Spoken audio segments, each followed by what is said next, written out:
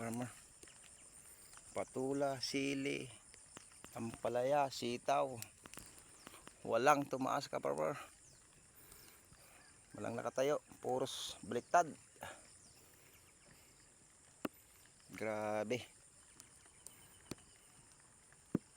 Tumba.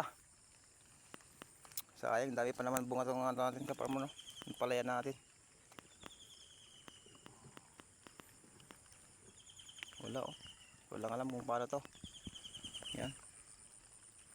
Paano naman tayo magsisimula? Bali-bali yung mga ano. Malaking trabaho to kaparmer. Lalo na doon sa amin. Yung bahay namin kaparmer, no? Naadagan ng ano, kahoy na malaki. Ayun, medyo matagalan tayo rito. Dahil maraming talaga nasira. Ganyan talagang buhay. Tuloy-tuloy lang. Huwag hihinto. Kasama na sa ano yan. Yan no mga kaparmer, kung sino yung malapit dito kaparmer, no? Kuha na kayo ng gulay dito. Yan, may patula tayo rito.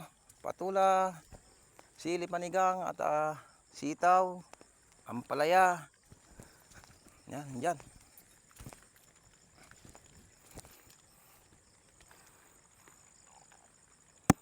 Punta na kayo rito kaparmer. Ito naman kaparmer, no?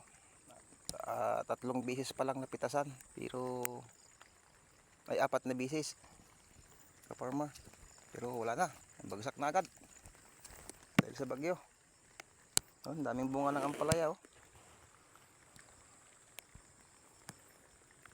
Pati yung bago naming tanim doon was out. Mga palalim namin na saging wala na.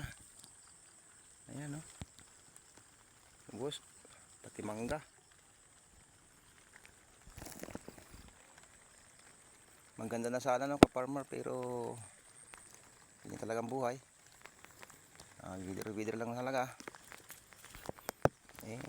Pwede na naman tayo ulit. Lumabas yung mga ugat ng patula oh. Ang ganda, naugat ang lahat ng ano. Ang ganda yung mga ugat nila. Hindi naman na pwedeng ibangon kaparmer dahil sa sobrang ano talaga. Sayang lang.